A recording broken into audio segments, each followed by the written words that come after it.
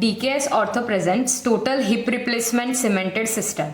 In this, we have a femoral stem cemented, then acetabular cup cemented, then internal head, then it is a cement restrictor and stem centralizer.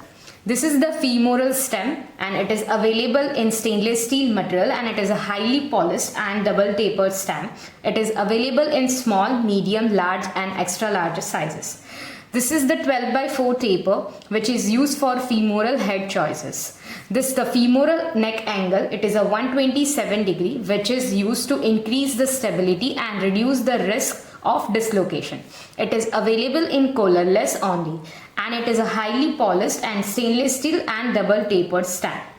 Then we have internal head. This is the 28 mm size of internal head which is used for neutral acetabular cup cemented. Then we have cemented acetabular cup which is available in 40 mm size to 66 mm size.